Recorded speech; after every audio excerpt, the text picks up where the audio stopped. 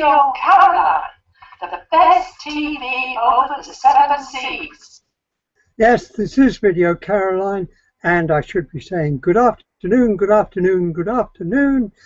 Good afternoons with KD. This is my afternoon show. Sorry it's a bit late, but I'm setting up a new system with a new computer, and you don't want to know about all that stuff. So let's have a look at the weather. The weather is London. If you're in London, it's going to start cloudy tomorrow with the odd spot of rain, but it's going to be brighter in the afternoon with sunny intervals. A few light showers. It's going to be cold near the coast with a bit of a brisk wind. Northwest England, you know, Manchester and all that, sunny spells during the morning, with most places remaining fine and dry. The best of the sunshine across the northern counties, which means, of course, that they'll have more sunshine than we have in Yorkshire and Humber. It'll be dry here with bright or sunny spells developing, and it'll be much more pleasant than recently, though it's going to be rather cool in northwest England and in northeast England. Now, if you're in the south, there's a yellow warning of rain. Scattered heavy showers and thunderstorms are likely to develop across parts of southern England and central England, which will last into the early evening. That's today, actually. But you've got to be careful, because there will be surface water flooding and the possibility of difficult driving conditions. So take care, won't you? Now, the big news this morning, and it's still in getting the headlines, is Sinn Féin's Martin McGuinness is claiming that Gerry Adams has been arrested by the dark side. Sounds like something out of Star Wars, doesn't it? Star Wars, yes, the dark side, within the police, who are conspiring with enemies of the peace process to get Gerry Adams jailed, or at least locked up, in this critical 3 weeks before the local elections. It's interesting, because what he's suggesting is, you see, Gerry Adams and Martin McGuinness fell out with the people who went off and set up the real IRA because of the peace process. And now what Martin McGuinness is suggesting is that those rebel IRA people are conspiring with their old enemies, the police, to get Gerry Adams locked up for the 1972 murder of Jean McConville. He denies any involvement, and he says what happened to her was absolutely wrong. Now, it's interesting that this should come up now, because the suggestion that Adams was responsible for Mrs. McConville's death was put forward by a former IRA member, another one of those people who quarrelled with the peace process, Brendan Hughes. He said to some researchers in Boston, Massachusetts, that Adams was responsible for Mrs. McConville's death. But Hughes died in 2008. So it's interesting that the Northern Ireland police have waited until 3 weeks before this critical election to arrest Gerry Adams 6 years later. Oh, well, I suppose that's politics. Now then, if you've been paying attention to my breakfast show, you'll know that I've been reading chapters from my sequel to Oliver Twist called Fagin Returns. Basically, the idea is that at the end of Oliver Twist, Fagin is in the condemned cell. He's going to be hung, but we don't see him hung.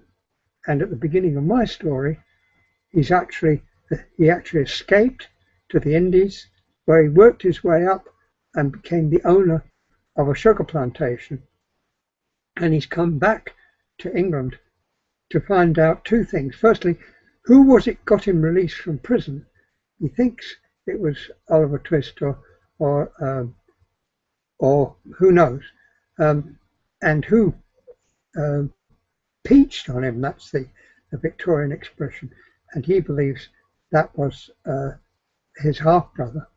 Anyway, this is chapter 4, in which a character we've already met, he was a shantyman on board the ship that A.B. Cohen, which is Fagin's pseudonym now, and Jack Dawkins came back to England on this ship. He was a shanty man, and his name was Shallow Brown. If you know your shanties, you will know that Shallow Brown occurs in one of the shanties. And anyway, in which Shallow Brown turns out to be not so shallow. "What do you think of the new lodgers I found for you then, mistress?" said the rat-faced shantyman, lolling back in an armchair in Mistress Thweedle's apartment, a glass of Geneva in his grubby hand. "I smelled riches soon as I clapped eyes on 'em, even as we left Indies."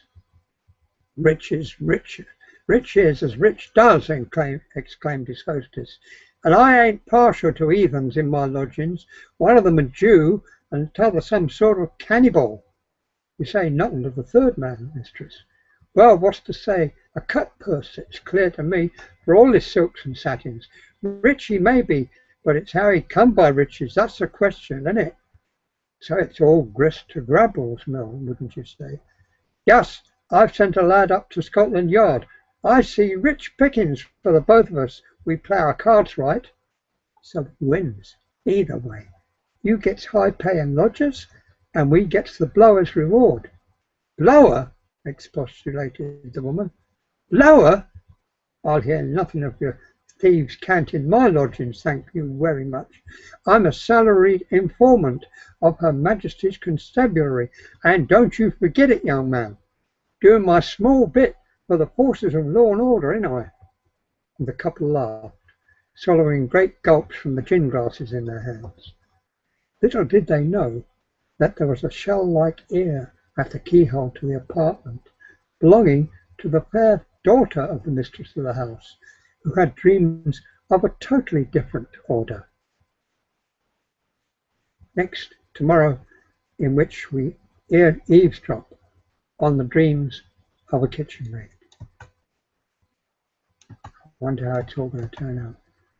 I actually don't know, because I haven't actually finished the story. I'm up to about chapter 24, 25. I know how it ends in the Crystal Palace with the opening of the Great Exhibition. And I know that Hagen's nemesis gets arrested for crimes that he's committed. But there's a lot of detail. Charles Dickens himself appears in the story later, and one Karl Marx, whom Hagen meets in the British Museum. But you'll have to possess yourself in patience till we get to there, because there's a lot more to be heard. Anyway, that's going to be the end of this brief program. I hope you've enjoyed it. Don't forget to come back here tomorrow, and all being well, on Friday at 5 p.m. we'll be on air. That's all from me, and as I always say, be good to yourselves, because if you're not going to be good to yourself, why the hell should anyone else be? Bye.